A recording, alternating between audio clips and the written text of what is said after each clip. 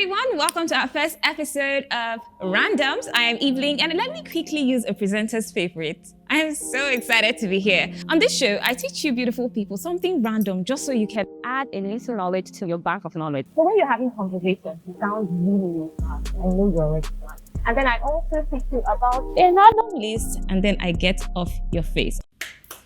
This thing went off.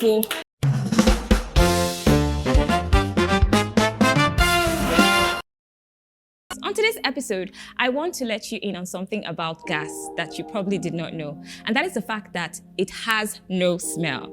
Yes, gas has no smell. The smell was put in there so that we know when there is a leak to prevent many of you from burning your houses. Natural gas is mostly methane, which is colorless and odorless. But after a tragic explosion that happened in New London, Texas in 1937 that killed over 300 people because the leak, of course, went undetected, companies started adding a stinky chemical called mercaptan, which smells like rotten egg and sulfur. So next time you smell gas, say thank you to me and also to Peter Hansen, who came up with the idea of putting smell in it so that you all know when there is a leak. And away from our random knowledge department to the fact that it is a new year. Happy New Year, everybody.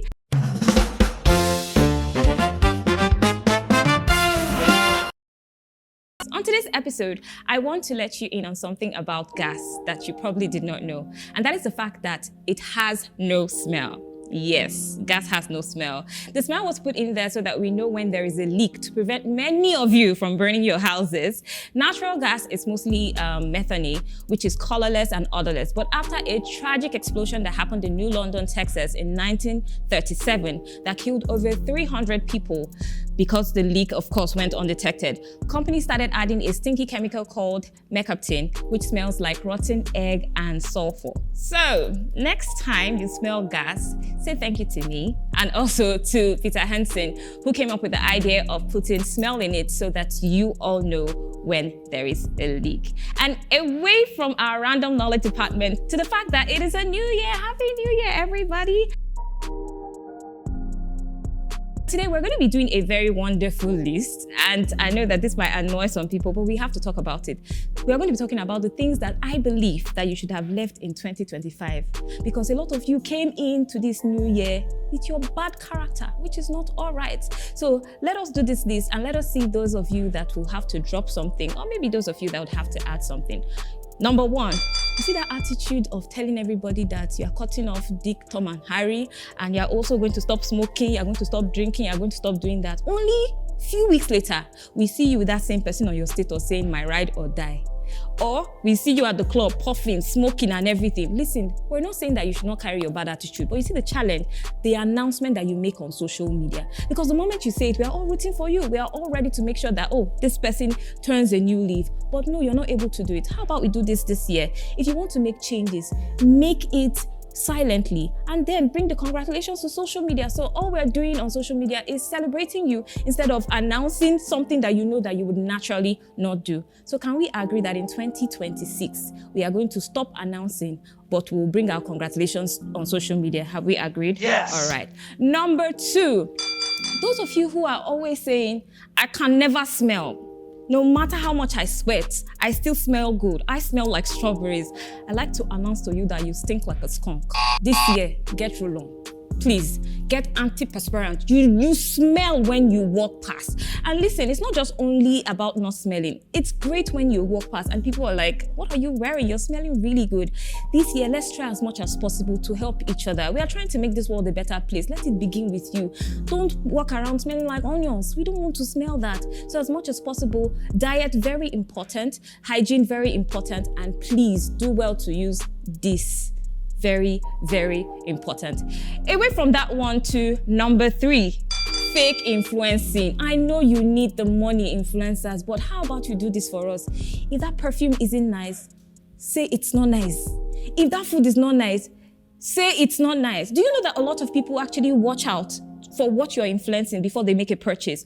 And this is Probably somebody who is saving money and saying, you know what, I want to buy the best, so I will save up money and buy what he's influencing or what she's influencing. And the moment you influence this particular product, they buy it and they see it's nonsense and they've actually wasted their money. And you will put it in the bin because you've already made money from that brand. It is not fair. This year, be legit as possible and let whatever you're influencing be right so that, you are happy and your fans and the people who follow you are also very, very happy. Number 4, those of you who have this zeal and constant need to follow trends. The one that I cannot stop thinking about in 2025 was, what in God's name is Labubu? A lot of you used money to buy demons and you bought it and put it into your house because it was trending. And then you will do the unboxing, oh, I just got my own. And then you bring out that very ugly thing and you're gushing over it. You and me know that thing was rubbish. This year, be the trend setter. Be the one that is making the trends. Be the one that people want to follow. And let your trends be one that is edifying, not rubbish walking up and down. I don't know the number I'm at, but the next number 5. You see those of you that used to lie with the Holy Spirit. The Holy Spirit said that I should. The Holy Spirit said I should not. The Holy Spirit. And the reason you're doing this is because you don't want us to give you advice based on your bad decision.